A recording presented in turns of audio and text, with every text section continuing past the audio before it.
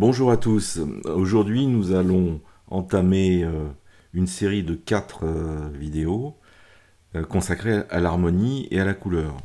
Alors 4 vidéos parce qu'on ne peut pas tout faire tenir en une seule vidéo, tellement le sujet est vaste. La première vidéo que vous allez voir maintenant concerne la présentation de la théorie des couleurs et puis se remettre un peu au clair d'un certain nombre de notions. Il y a des choses que vous connaissez déjà, évidemment. La deuxième vidéo traitera de l'harmonisation couleur d'une seule image. La troisième vidéo traitera de l'harmonisation entre deux images, c'est-à-dire j'ai repéré une harmonie sur une photo et je veux la répercuter sur une autre photo. Et puis pour finir, l'harmonisation dans le cadre d'un montage. Alors sans plus attendre, on va aller examiner les bases de la théorie de la couleur. Et je vous montrerai aujourd'hui, ça c'est un petit peu le point d'orgue de cette présentation, c'est Adobe Color, donc qui est intégré sous deux formes, que l'on peut mettre sous forme de plugin, enfin ça va dans Fenêtre, Extension, hein. On trouve donc Adobe Color à cet endroit-là, ou alors sous une autre forme, on peut le trouver sous Internet, et les deux fonctionnent de la même manière. Ça s'appelait dans le temps Kuler, je ne sais pas comment on prononce, mais c'était K-U-L-E-R. Voilà, maintenant ça s'appelle Adobe Color. Donc ça, c'est une manière de présenter les couleurs, hein, c'est la roue chromatique, et on verra qu'elle est extrêmement puissante là, en ce qui concerne l'harmonie. Donc, nous revenons sur les principes de base de la couleur. Alors, la roue chromatique, hein, parce qu'on va parler beaucoup de roue chromatique, elle a été inventée par Isaac Newton en 1666. Bon, évidemment, c'est pas lui qui a inventé la roue, ça a été fait bien avant lui, mais au moins, lui, il s'est occupé de la couleur. Alors, concernant la théorie des couleurs, donc là, je vous rappelle des notions que vous avez certainement vues à l'école, hein, donc les couleurs primaires, jaune, bleu, rouge, les couleurs secondaires, donc le mélange des couleurs primaires, les couleurs tertiaires, qui sont donc un mélange des primaires et des secondaires, et pour finir, les couleurs dites complémentaires, qui sont les couleurs qui sont opposées sur la roue chromatique. Alors des roues chromatiques, vous allez en trouver sur Internet de toutes sortes. Évidemment, elles sont appliquées à des espaces colorimétriques, par exemple le RVB ou le CMJN, hein. CMJN étant cyan, magenta, jaune, noir, la roue chromatique qui sert à l'impression papier, et le RVB et qui est l'impression, enfin qui est la visualisation plutôt sous écran. Alors, vous voyez, en bas, là, j'ai mis RJB versus RVB. En fait, donc, dans la théorie des couleurs, quand on mélange la matière, c'est-à-dire la peinture, par exemple, le rouge mélangé au jaune donne du orange, bien sûr. Et dans le RVB, on n'a pas ce jaune. On a le vert. Hein, sachant que dans la théorie des couleurs, le vert est normalement un mélange de jaune et de bleu, mais ça c'est dans le cadre de la roue chromatique basée sur la matière. Quand on parle d'ondes et quand on parle d'électricité, on va parler de RVB, hein, puisque en fait nos écrans, tout ce qui est à base de lumière, réagit différemment, et donc le modèle retenu est dit additif, hein, rouge, vert, bleu, puisqu'on verra que quand on mélange ces couleurs-là, on obtient également la roue chromatique. Alors le RVB est donc dite synthèse additive, rouge, vert et bleu. Donc on perçoit bien, nous, les couleurs en tant qu'ondes de lumière, hein, et donc on peut créer des couleurs à partir du rouge, du vert et du bleu. Et quand on mélange les trois couleurs, on obtient la lumière blanche pure. Ce qui n'est pas le cas dans l'espace colorimétrique CMJN, cyan, magenta, jaune, noir, qui fait que quand on additionne les couleurs, on va de plus en plus vers le noir. On réduit en fait le papier, on réduit l'impression de luminosité du papier. Voilà. Donc le RVB, c'est pour tout ce qui est télévision, écran, projecteur, enfin voilà. Et comme couleur primaire, et on les mélange ensuite pour obtenir toutes les autres couleurs. Alors évidemment, dans le RVB, il n'y a pas les mêmes complémentaires pour le vert. Hein, dans le RVB, le complémentaire du vert, c'est le magenta, et le bleu, c'est le jaune. Dans le cyan, magenta, jaune, noir, donc ce qui sert à l'impression papier, hein, pour tout ce qui est panneau, emballage, tout ce que vous voulez, c'est la méthode dite soustractive. Voilà. Bon, ça veut dire en fait que vous réduisez la lumière du papier au fur et à mesure que vous ajoutez de la couleur. Alors je vous ai mis une couleur Pantone, point d'interrogation. Alors les couleurs Pantone, c'est une norme internationale qui définit les couleurs de l'impression. Donc c'est un espace colorimétrique hein, qui est référencé, mais ça on en parlera un petit peu plus quand on parlera des problèmes d'impression. Alors la roue, moi que je vais vous présenter, c'est la roue la plus aboutie de mon point de vue, que j'ai appelée moi la roue TSL, qui va mettre en jeu la teinte, la saturation et la luminosité. Alors, sur Photoshop, dans Photoshop, on va les voir. Hein. Je vais sortir d'ici, on va aller sous Photoshop.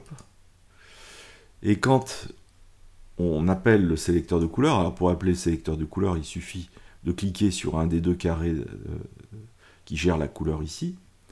Eh bien, on trouve ici, au milieu, les 4 références pour la couleur, donc TSL, teinte, saturation, luminosité, le RVB, le rouge, le vert, le bleu, le mode lab, on va y revenir, qui est un mode qui introduit 2 espaces colorimétriques A et B et la notion de luminosité, et le CMJN dont on vient de parler, qui est le mélange du cyan, magenta, du jaune et du noir.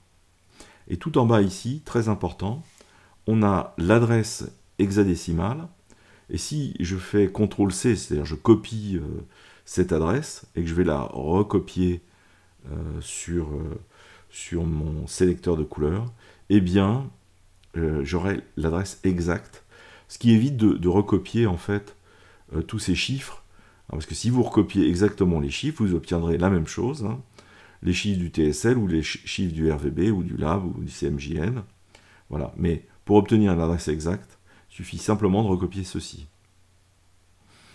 Alors maintenant, on va voir comment on peut aller chercher Adobe Color sous Internet.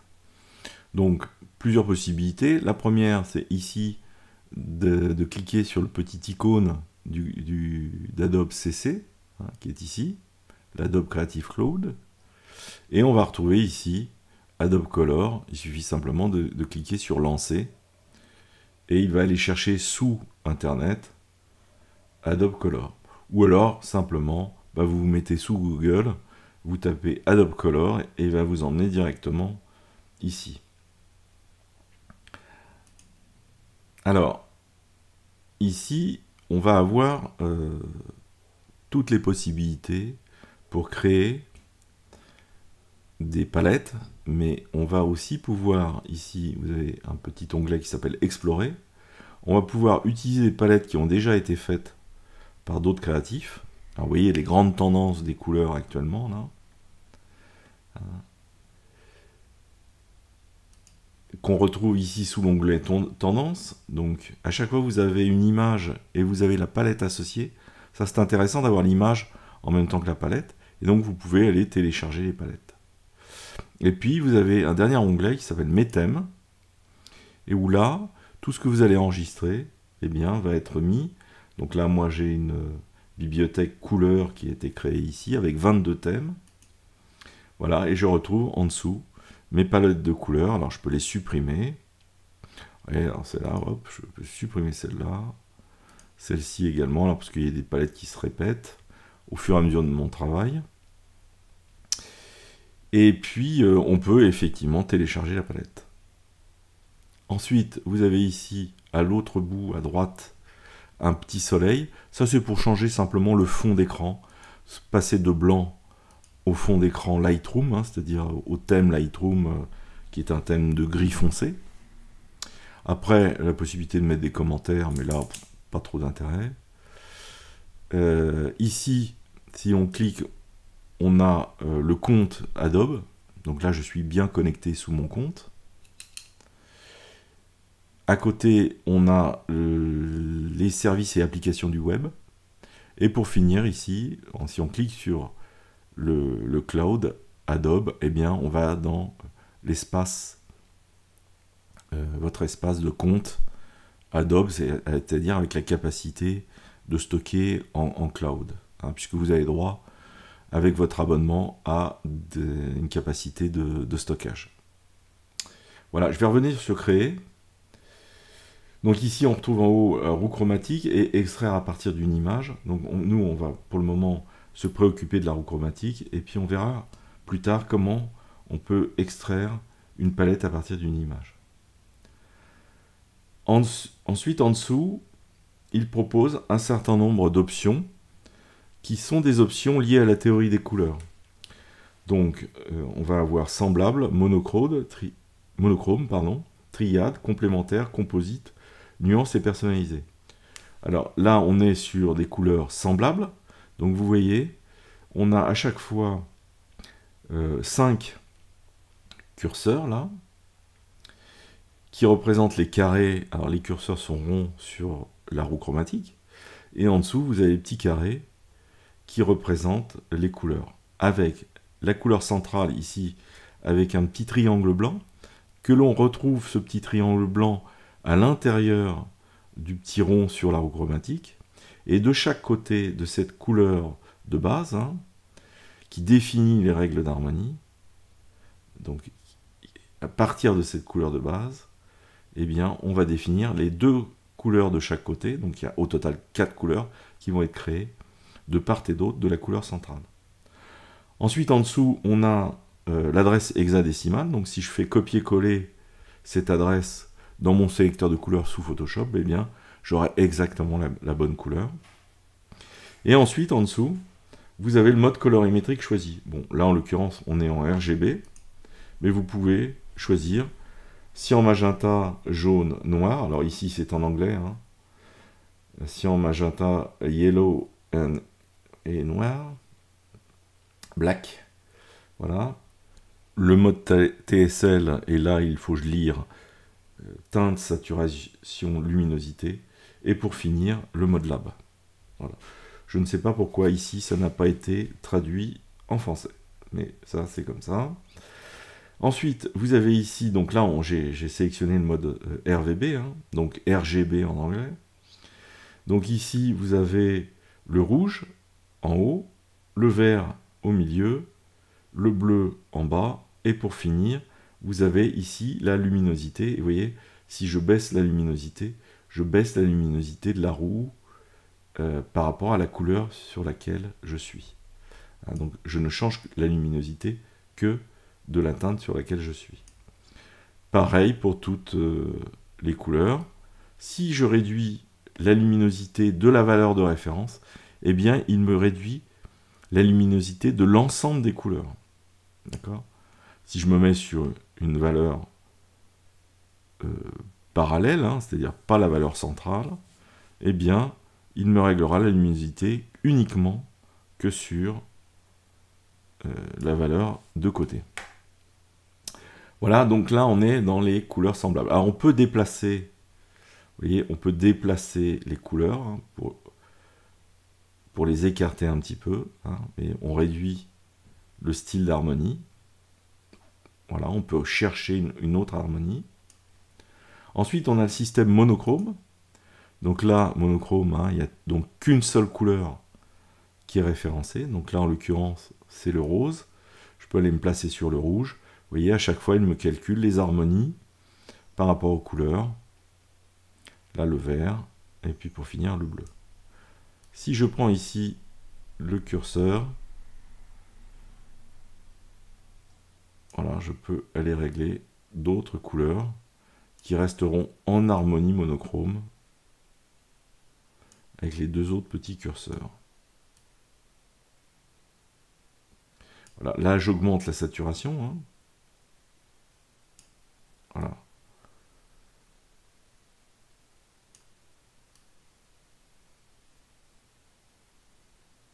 Voilà, donc vous pouvez jouer avec ça. Non. Moi, ce que je vous conseille, c'est de prendre une couleur centrale, de calculer une couleur centrale, et puis après de jouer plutôt avec les curseurs qui se trouvent ici en dessous pour faire le travail, parce que c'est un peu trop sensible, les couleurs sur la roue chromatique. On a un travail beaucoup plus précis en utilisant ici en bas les curseurs de RVB et le curseur de la luminosité. Donc on a le TSL en fait, hein, puisque RVB plus luminosité, on a en fait le TSL. Ou sinon on peut se mettre directement en TSL, vous voyez. Mais ici le TSL, sur le choix de la couleur, la variation de la couleur, c'est pareil, c'est un petit peu délicat, parce que c'est pas très précis. Le meilleur mode, c'est donc de se mettre en RGB et de changer les teintes RVB. Voilà. Alors ici, en haut, vous avez la répétition de la palette de couleurs, hein, celle que vous venez de régler. Ensuite, vous pouvez choisir l'endroit où vous allez enregistrer votre palette de couleurs. Vous pouvez donner un nom à votre palette de couleurs. Donc je vais l'appeler Essai JMR. Voilà. Et puis, il faut bien avoir ici coché publier dans Color. Voilà, parce que quand je vais enregistrer ici, eh bien, il va aller me l'enregistrer dans le plugin qui se trouve sous Photoshop. Je fais enregistrer, ça y est, il m'a mis thème ajouté avec succès à ma bibliothèque couleur. Alors évidemment, il faut être connecté à Internet hein, pour que ça fonctionne. Et maintenant, je vais aller sous Photoshop pour aller constater, ici sur la palette thème Adobe Color, je vais cliquer sur mes thèmes. Donc je clique ici sur mes thèmes. Et vous voyez, il est en train de faire la mise à jour Internet. Voilà, et je retrouve bien Essai JMR qui se trouve ici dans ma palette. Voilà. Maintenant, pour ajouter cette palette au nuancier, hein, puisque en fait, alors je vais activer le nuancier. Le voici. Donc j'ai fait fenêtre et j'ai été cliqué ici sur la palette nuancier. Donc j'ai ici maintenant la palette nuancier. Je vais la mettre à côté. Et donc ici j'ai trois petits points en dessous de ma palette de thème Adobe Color. Je clique dessus et je fais ajouter au nuancier. Voilà, donc j'ai Essai JMR 0, 1, 2, 3. Alors il me les nomme. Hein. Donc du violet. Alors elles ne sont pas forcément classées par ordre de luminosité. Hein. C'est à vous de les classer éventuellement par ordre de luminosité. Voilà. Et si je veux utiliser une couleur, par exemple, donc ici, sur mes outils, je suis actuellement en rouge. Si je clique sur Essai JMR 1, qui est un violet, eh bien, automatiquement, la couleur sélectionnée devient la couleur de premier plan, ici. Et donc, je viens d'activer le violet. Avant de revenir sur Adobe Color sous Internet, on va regarder comment fonctionnent les deux palettes, la palette thème Adobe Color et la palette de nuancier. Alors, le nuancier, ici en haut, vous avez l'historique des dernières couleurs que vous avez sélectionnées. D'accord ? Et en dessous, alors là, moi je suis uniquement en noir et blanc parce que j'ai créé un nuancier par défaut où j'efface toutes les autres nuances en historique de manière à ne pas m'emmêler un peu les crayons. Voilà. Donc ici, en haut, vous avez tout comme d'habitude, hein, comme sur toutes les palettes, le menu. Voilà. Et puis, il vous propose des très petites vignettes, etc. Donc ça, c'est pour la présentation sur le côté. Afficher les couleurs récentes, bah, c'est ce qu'il y a juste au-dessus. Donc on peut ou pas afficher les couleurs récentes. Voilà, je viens de les réafficher. Ensuite, il y a le gestionnaire de paramètres prédéfinis. Hein, donc on peut charger un nuancier. Donc pour charger, eh bien, ce sont des fichiers qui ont pour extension .ase. .ase. Voilà. Donc quand vous allez exporter ou télécharger à partir d'Adobe Color sur Internet un nuancier, eh bien, il va vous le copier quelque part dans... Alors moi, je les ai mis dans téléchargement. Vous choisissez où vous voulez les télécharger. Mais sachez qu'il s'agit de fichiers .ase. Voilà. Donc, je vais terminer. Ensuite, il vous permet de réinitialiser le nuancier. Alors, je vais réinitialiser pour que vous voyez, en fait, vous, quand vous avez commencé à travailler avec le nuancier, vous aviez quelque chose qui devait ressembler à ça. Voilà. Hein, c'est des petites vignettes. Bon, moi, je gère ça avec des grandes listes, comme ceci. Voilà. Et comme j'ai créé un nuancier par défaut, où j'ai enlevé toutes les couleurs, je n'ai gardé que le noir et blanc, je peux ici, tout en bas, nuancier par défaut, revenir au nuancier que j'ai défini. Voilà. Et donc, je me retrouve avec le noir et le blanc. Ensuite, donc réinitialiser le nuancier, charger un nuancier, enregistrer pour l'échange, remplacer le nuancier, etc. Il vous propose des nuanciers en dessous, et notamment les couleurs Pantone. Voilà.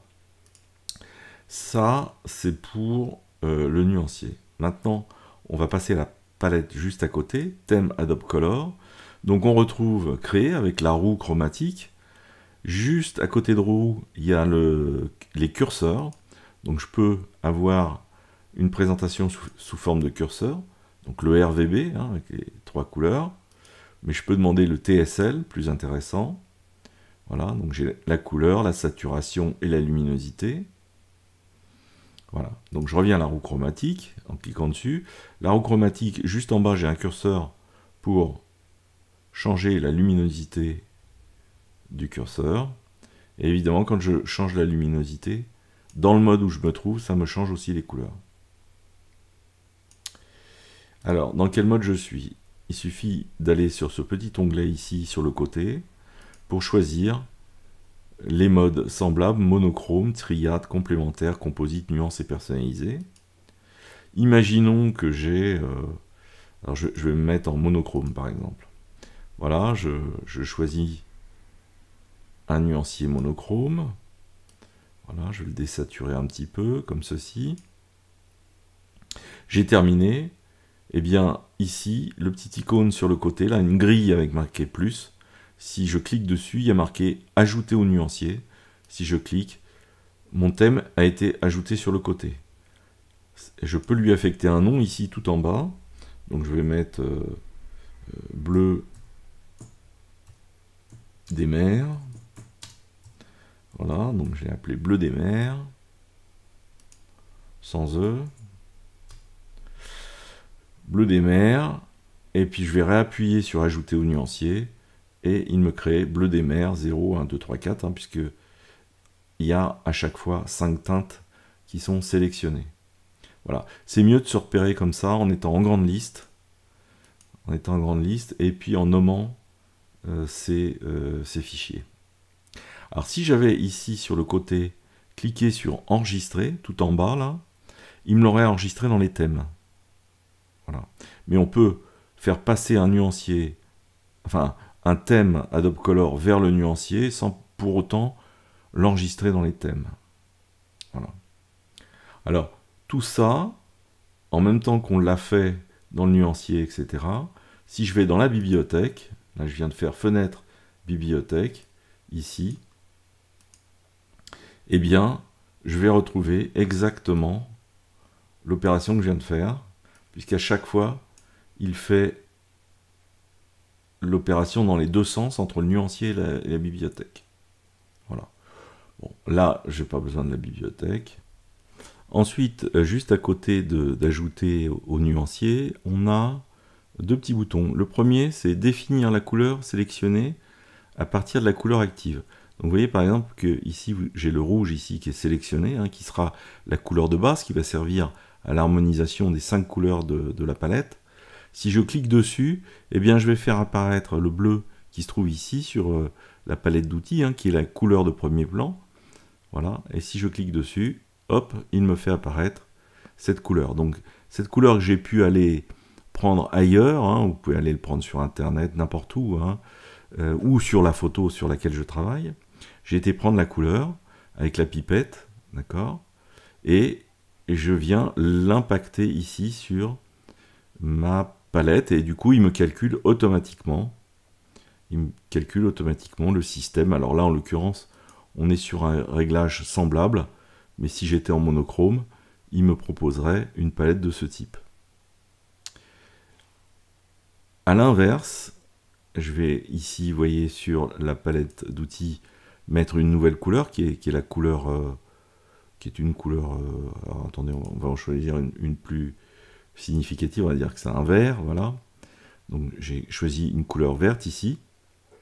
Eh bien, je vais cliquer ici sur ce petit bouton qui va définir la couleur active. Et donc c'est l'opération inverse, c'est-à-dire que la couleur qui se trouve ici sur la palette va être appliquée ici sur la barre d'outils. Voilà, je clique et hop, voilà, ma couleur est appliquée, la couleur bleue en l'occurrence, est appliquée sur l'outil. Voilà comment ça fonctionne. Donc ici, vous voyez les 4 petits icônes qui se trouvent en dessous.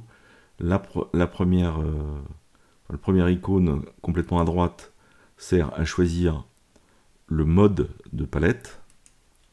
Ici, on peut ajouter la palette qui a été sélectionnée au nuancier.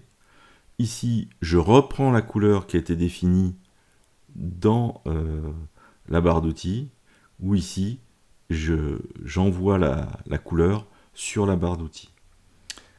On va maintenant repasser sous Internet, hein, donc je lance mon Internet, et on va repasser sous Adobe Color version Internet, que voici. Donc on a vu monochrome. Alors Triade maintenant. Alors Triade, il fait fonctionner en fait des roues qui sont à pas l'opposé, hein, mais qui sont en forme d'étoile Mercedes, voilà, et qui permet eh bien d'aller chercher des couleurs qui ne sont pas des couleurs complémentaires véritablement, mais qui sont en harmonie avec la couleur que j'ai choisie. Alors la couleur que j'ai choisie, hein, on la voit ici, elle est en violet clair, hein, voilà, et je peux aller choisir d'autres couleurs, voilà. Et donc je peux jouer sur les teintes en les saturant ou en les désaturant comme je veux. Voilà. Bon, là encore une fois, hein, je vous conseille plutôt d'utiliser en bas ici les curseurs qui vous permettent de chercher votre harmonie. Ensuite, on a les couleurs complémentaires. Alors ça, très intéressant en photo. C'est ce qu'il y a de plus utilisé. Disons qu'en photo, on utilise principalement monochrome, complémentaire, voilà. Et puis nuance, on va voir aussi que c'est quelque chose qui nous permet de travailler en photographie. Alors ici, je suis sur les couleurs complémentaires. Alors, le principe des couleurs complémentaires, c'est que à une couleur, on choisit l'opposé sur la roue chromatique. Donc vous voyez, si je déplace ma roue, eh bien, elle se déplace toujours à l'opposé. Voilà.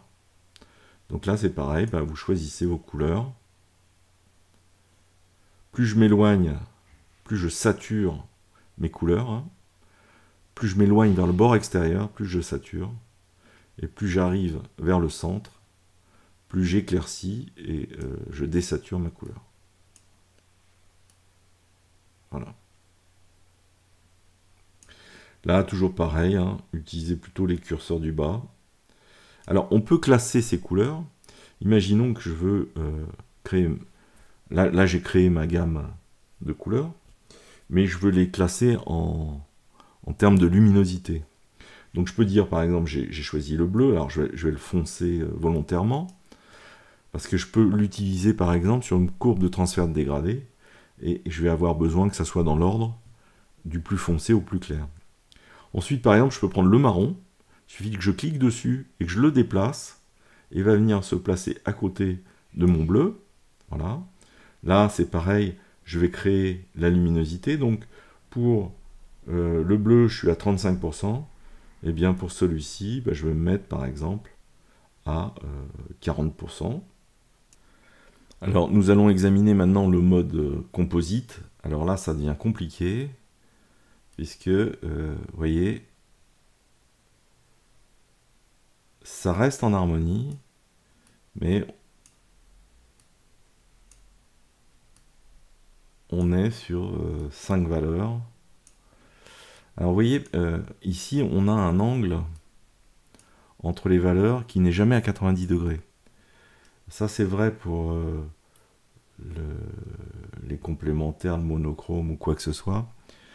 Il faut éviter tous les systèmes qui donnent des couleurs à 90 degrés parce que, en général, et par expérience, à 90 degrés, ça ne marche pas. Voyez. Donc, dans le modèle composite, on voit bien que l'angle qu'il y a entre les couleurs est très différent du 90 degrés. Voilà. Bon. Donc ça peut donner des possibilités photographiques aussi. Bon, ça dépend. Mais là, on est vraiment dans un système de création graphique pour des designers. Et ensuite, nous avons le modèle nuance. Alors là, par contre, le modèle nuance nous intéresse beaucoup. Alors, ça ressemble un peu au monochrome, mais à partir d'une couleur, eh bien, le système nous donne des nuances. C'est assez joli, voilà. Et ça permet d'équilibrer sur une photo, à partir d'une seule teinte, la colorimétrie. La dernière option disponible, bien, c'est personnaliser. Et comme son nom l'indique, vous choisissez comme vous voulez la position de vos couleurs. Voilà, donc vous avez 5 possibilités. Et vous voyez, vous le déplacez d'une manière très libre et pas forcément en harmonie. Donc là encore une fois, recommandation, pas de 90 degrés entre deux couleurs. Voilà. Bon. Mais je pense que les modes qui sont proposés avant sont bien plus performants puisqu'ils vous donnent automatiquement l'harmonie.